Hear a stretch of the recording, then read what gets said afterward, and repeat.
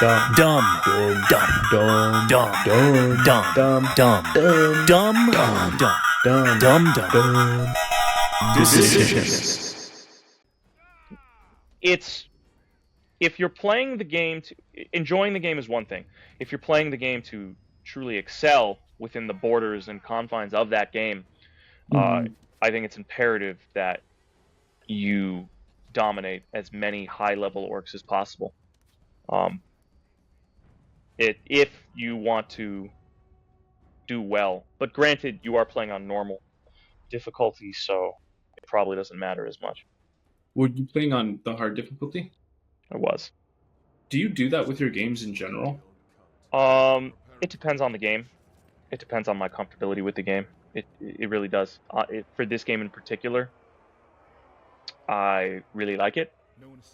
I haven't. It's not just a one-time playthrough for me. I've played it several times, so I think honestly, the first time I played it was normal. Yeah, but just now to you're very just to familiar enjoy with the it. game. But yeah, there's no point. I think it's more enjoyable if you turn up the heat a little bit. At least with this game, I think this type of game, if there are higher stakes, it's more rewarding. Well, and then at that point, you really need to engage in the orc systems of weaknesses and power-ups and stuff like that. Absolutely, which is an aspect of the gameplay I already do enjoy. I personally love reading all that information. I love seeing the breakdown of stats for each orc. That strategy fascinates me.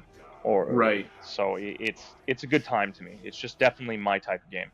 You know, I wonder how much of that is carried by the fact that you're a fan of Lord of the Rings in this universe. It's probably supplemented for sure. I don't think it's everything.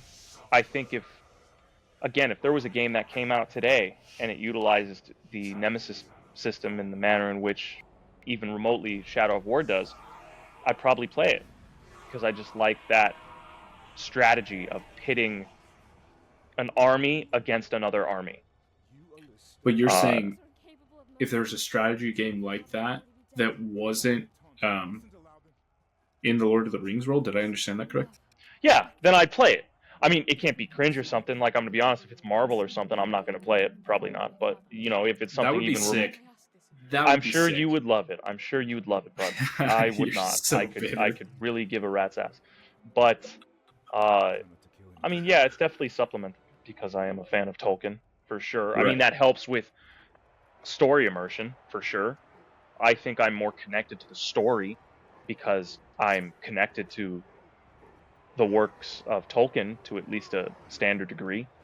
So because of that borderline knowledge I have of Tolkien's works, playing Shadow of War is a dream because I understand the content.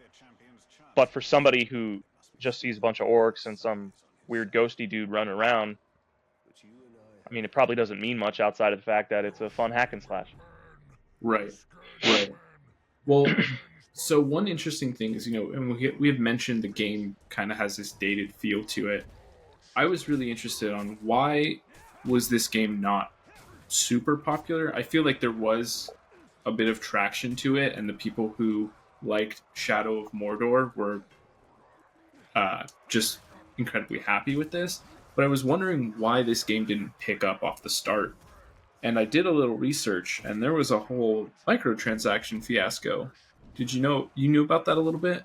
Yeah, they had this, I don't know the inherent issue behind it, but I do recall when the game launched, there was,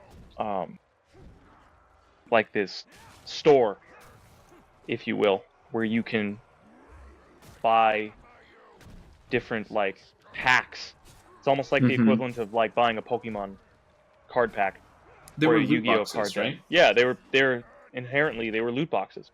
And if I'm not mistaken, I remember taking advantage of that. I definitely utilized that system.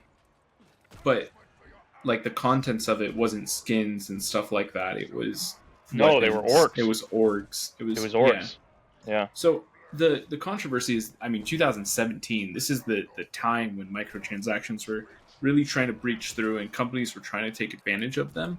And I think that's what happened with Shadow of War. Is they went the Battlefront route, where anything that you could get in a loot box was just saving you time because you could also earn it somewhere in game.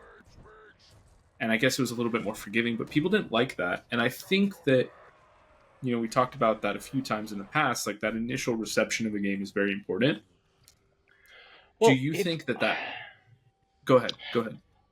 I don't remember being too bothered by it. If anything, I remember being bothered that it was taken away, because that store is no longer in existence, and it Mm-hmm. wasn't. It hasn't been for some time, even in earlier years. I mean, they discontinued it. I'd like to say like a year or two into the game being published, and when it was out, I liked it, and I could be wrong if my memory is failing me, but I don't remember actually putting in my own money to purchase these loot packs. Whatever currency I was utilizing, I really feel like I earned it, through So some manner. that's interesting that you say that, because I was going to say, if that was the case, then it's okay, and I'm okay with it. But I think that it was actual money. I think you were. I think you had the choice, but I don't think. Again, I could be wrong. I could I could be dead wrong. But I recall buying a ton of those loot packs and loot boxes, whatever, and I was getting orcs. I just felt like a kid in a candy shop. I felt like a little kid opening a Pokemon pack. I was just opening these loot boxes, and a slew and a variety of all these different orcs were at my disposal, and I could choose to. From there, it was cool because it was like they were in this ledger, if you will, and from there, you can choose to dispose of the orc and kind of just melt them into a weapon of equivalent value, or an item of equivalent value, or just utilize them, recruit them, and put them wherever you want on your battlefield. And I was doing that a ton. And I remember I was getting orcs that I've just never seen before, and it was just cool. And yes, you can technically probably go and just play the game a lot and grind and keep going back to different areas of the map and have all these different types of orcs randomly generated. But I really don't remember putting in my own cash outside from spending money on the game itself when I bought these orc packs. So let me ask you now, if you are wrong, if you did spend money to buy these orcs, do you still feel the same way? Yeah, I guess, because I don't look at these as. It's not like I'm buying a different weapon for. I mean, because it was giving you weapons, right? They were giving you it weapons, was giving you armor, weapons, but orcs. I don't know. I guess it just didn't bother me that much. It didn't feel like I was cheating the game. It didn't feel like I was buying these packs and I was getting all powerful because of it. And there was no real competitive aspect to the game. Well, no, I mean, there outside is of the multiplayer, but it's not live, so I think that takes away the competition of it in a way. Correct. I mean, in the end, you're only buying these AI units. You're not buying an upgrade that you're going to utilize yourself. Sure. Outside of, I guess, if you turn it into an item or a weapon, but I think you got the best weapons in the game just from completing the story itself. Most of the time, I value an orc for the orc itself and not what item it potentially would have dropped. Sure. I don't think they're equivalent. I think in this game, the orc is more valuable than the potential item drop that you can garner from disposing of the orc. Yeah, maybe I need to consider that more. Because a lot of the times they'll drop items that are way below what I'm currently using or just useless. So it was a waste of time. Good point. That's a good point. I've been kind of blazing through the story because that's where I've been having a lot of fun. And you're right, that is where the items come. So yeah, so I think I'm gonna finish the story. I'll give you that much. If I continue beyond that, it will depend. I mean, with this game, I was just sick because I beat the story early. That was my first mission. Let me just beat the story. wipe out all the side missions and stuff. And then from there, I would just sit and enjoy traversing the map and buffering my armies as much as possible. From there, like, story's done. All I cared about was making strong armies and strong fortresses. That aspect of just growing the strength of my armies was fun. Well, so you mentioned traversal of the map, and I just have to touch on that. You can fast travel. You can take over these spires, and then they're fast travel points. I never once wanted to fast travel. There's so many different ways that you can get by.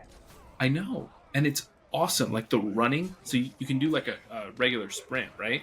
But then you can use your wraith, shadow step, and you can just you just start like gunning hacks. Yeah. Or you can get a wyvern. Jumps.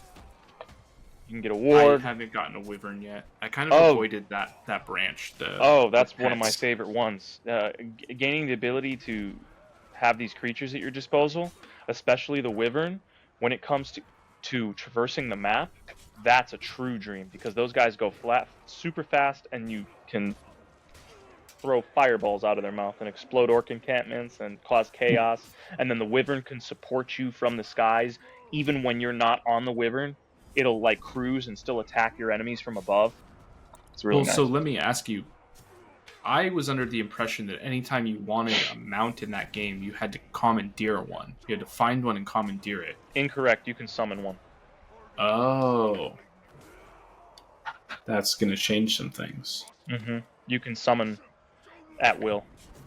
So if you want a warg, an olog, or a wyvern at certain points in the game, you can utilize that. I do it a lot in combat if I want some air support, or if I need to get a quick mount to run away, reposition. Again, you mentioned how you like to just run around at supersonic speed. That's fun, but also these animals that you can utilize to get from point A to B is also really enjoyable. Yeah, I think that I'm missing out on that for sure, and that's the first thing I'm going to start leveling up is these animals now, so I can use them. I don't know, what else did you want to cover on this? Did you have more to talk about? No, man. I mean, outside of the fact that this is a very niche conversation. Again, this game came out in 2017. The fact that we're talking about it today actually makes me happy, because I think it's kind of an untouched game. So bringing it into the realm of conversation is important, especially with the Nemesis system, because I think if any developer has any wits about them out there, they might try to revamp this style of gameplay for the new era of gaming. I think it'd be a really good time. With better AI that we have now, it would be with better AI, better game mechanics, live versus gameplay in some capacity. I think this can be a really big hit in the esports arenas. A lot of different things can take advantage of this. One thing that I think is just funny is if you watch any content on this, any reviews of this game, they always cherish the Nemesis system. The game in general is just such a unique game. We don't have anything like it, but the Nemesis system shines above all. And it's a little spot of gold, man. I really hope it's somehow utilized in these coming years. Yeah, no, fair enough, dude. So if it wasn't a Lord of the Rings game, what theme do you want it to be? Oh, geez. Well, I guess I'd have a few answers for you. One, hit me. Warhammer 40,000. Oh, yeah, easy. I think that would be really cool with, like, the Space Marines and these futuristic savage orcs and chaos. You know, there's a lot of different armies and a lot of different factions within that lore that I think would be really cool for that. So that's one. An easy cop-out, but would be cool to me, is Star Wars universe. I think, like it. Having the Star Wars universe at your disposal with different types of droids or Sith or Jedi or clone trooper, whatever. I think there's a lot of things to play with in that regard, utilizing something like that. What's a good third? Listen, you're gonna say it anyway, so I'm sure people can go the friggin' superhero route. Sure. Whether I it's wasn't Marvel gonna or say DC. superhero. I was gonna say. Uh, So we talked about Assassin's Creed as a theme, and I think yeah, that would fit. But yeah, that would actually be really cool. I think above that, I would want Ghost of Tsushima. Dude, that would be really neat. Or just something that has the core gameplay mechanics of Ghost of Tsushima, but then that Sure. it also implements some rhetoric of the Nemesis system. Yeah. That would be pretty crazy protocol, my friend. That'd be a crazy game with a lot of Alright, dude. horsepower behind it. We're making it if no one else does. We'll give them a couple years and then we're on it. You better start saving in your piggy bank, buddy. Yeah, I guess so. Mm-hmm. So we have something else that we want to talk about. So normally, right now, I would give you a game and we would explore it together. Again, revisiting, kind of go back and forth. But there's a big release coming up. And I think we're both a little bit excited about it. I don't think you know as much about it as you do. No, yeah, probably not at all. Sure. But Prince of Persia, dude, comes out this week. There's a demo right now. You should download and try it. It's pretty fun. I've played a little bit, like 10 minutes of it, 15. Mm-hmm. So we're going to play Prince of Persia. Next week, we're going to talk about cryptocurrency and gaming. And then the week after that, we'll come back with a little chat on Prince of Persia. And just to give you kind of a heads up, it's not like the old ones where it's this, this 3D action game. It's a 2D kind of side-scrolling. They call it Metrovania's style of game.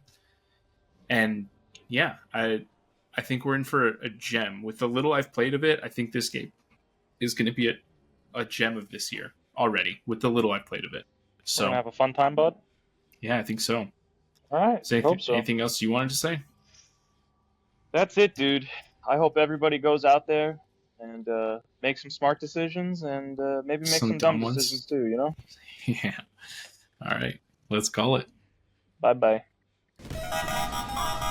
Hello and welcome to Dumb Decisions. Dumb decisions? Dumb decisions. Boy, am I making a lot of dumb decisions. Dumb. Ooh, decision. Dumb.